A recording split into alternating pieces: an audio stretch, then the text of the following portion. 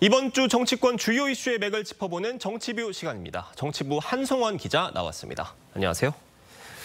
한 기자, 이번 연휴가 대선 주자들에게 골든타임일 텐데 주자들이 참 숨가쁘게 움직이고 있는 것 같아요. 네, 오늘 오전 10시 이 조계사에서 부처님 오신 날 이 봉축 법요식 행사가 열립니다. 여기에 이재명 후보, 김문수 후보, 한덕수 전 총리까지 이 주요 주자들이 한자리에 만나게 되는 겁니다. 단일화 국면에선 김문수, 한덕수 두 후보 공식적으로 첫 대면을 하게 되는 겁니다. 이번 주 일정을 보면 민주당과 국민의힘 일정에 결이 좀 다른 것 같아요. 민주당은 전국 순회를 하고요. 국민의힘은 단일화 시계가 돌아가고 있죠. 예, 맞습니다. 이 후보는 전국을 돌면서 이 본격적인 표밭 다지기 일정에 나서는데요. 오늘은 경기 충청, 그리고 6, 7일은 호남권, 8, 9일은 영남권 일정을 계획하고 있습니다. 국민의힘은 이 김문수 후보, 한덕수 전 총리 단일화 시점 언제 만날지가 관심인데요. 관련해서 오늘 의원총회가 열릴 가능성도 있습니다. 자, 그 시점을 두고 네. 김문수 후보와 당 지도부 간의 입장 차가 드러난 것으로 알려졌는데 어떻습니까? 국민의힘 지도부에서는요, 1차 단일화 시한 7일로 보고 있습니다. 이 선거 공보물 인쇄 등 실무 작업을 고려하면은 후보 등록일 3, 4일 전에는 끝내야 실질적인 이 단일화 효과가 있다고 보고 있는 건데요. 그런데 하지만 김문수 후보 측은 좀 더 여유를 두고 상황을 보고 있는 상황입니다. 후보 등록 시한이 10일, 11일인 만큼 단일화 시한을 좀 더 유연하게 봐도 된다는 겁니다.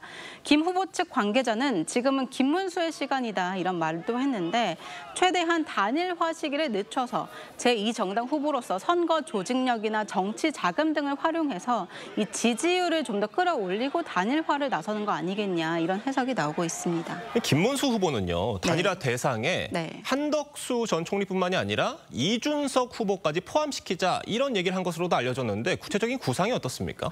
예, 어제 말한 거죠. 이 김문수 후보 어제 한덕수 후보와 이준석 후보를 모두 포함한 원샷 단일화에 대한 가능성 시사했습니다. 단일화 추진하시게 되면 한덕수 총리랑 1대1로 가는 건지 아니면 이준석 후보 등까지 포함해서 원샷으로 경선을 하시는 건지? 저는 이제 가급적이면 넓은 폭으로 모든 분들이 같이 참여하는 것이 바람직하다고 생각하고 있습니다. 네, 하지만 이준석 후보는 현재까지 국민의힘과의 단일화에는 분명히 선을 긋고 있기 때문에 이 당내에서는 아예 단일화 시점을 이 투표 용지 인쇄일 25일 전으로 보는 거 아니냐. 당 지도부 제안과 달리 이 김 후보가 단일화 시점을 좀 더 늦추고자 하는 의중이 담긴 거 아니냐 이런 해석도 나오는 겁니다.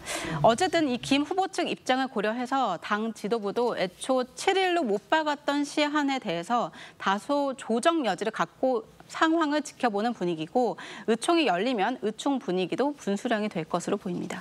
그렇다면 한덕수 전 총리의 구상은 뭡니까? 한덕수 캠프 측 관계자는 어제도 일정 부분 이 김문수 후보와의 회동 가능성을 고려해서 지방 일정을 잡지 않고 있는 것으로 파악이 됐습니다. 오늘도 서울에서만 일정을 소화하고요. 한 전 총리 단일화 방식엔 완전히 열려있다 이런 입장입니다.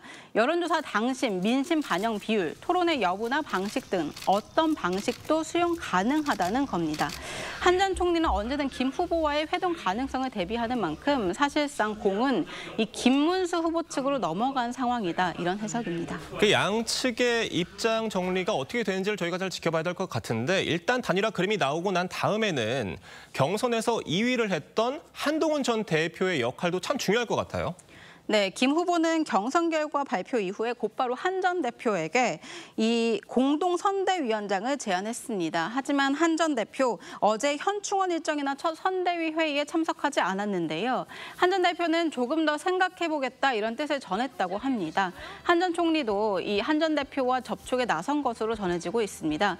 한 전 대표는 과거 한 전 총리에 대한 입장을 대한민국의 미래를 지키고 꽃피우겠다는 생각이 완전히 같다 이렇게 말한 바 있습니다. 한 전 대표 모레 친한계 인사들 이 20명과 회단식 겸 회동에 나서면서 향후 거취에 대해 논의하는데요. 현재도 한 전 총리에 대해서 우호적 입장을 유지하고 있는 것으로 파악됐습니다. 알겠습니다. 저희가 민주당 이야기도 좀 해보겠습니다. 네. 조희대 대법원장 탄핵 얘기가 나왔다가 네. 보류가 됐어요. 어떻게 된 겁니까?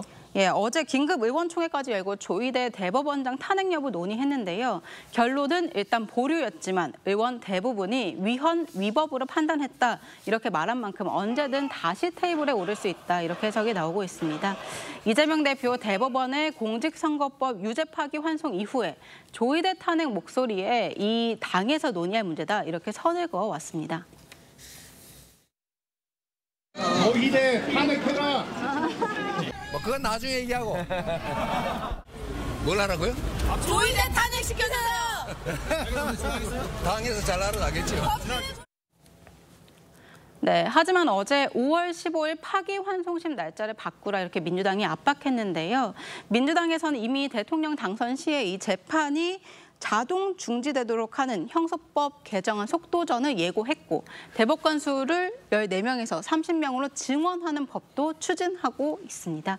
이에 따라 앞으로 대선까지 한 달 동안 이 사법부를 향한 강경 모드 유지할 것으로 보입니다. 알겠습니다. 한송원 기자와 이번 주 정치권 이슈 자세히 짚어봤습니다. 잘 들었습니다.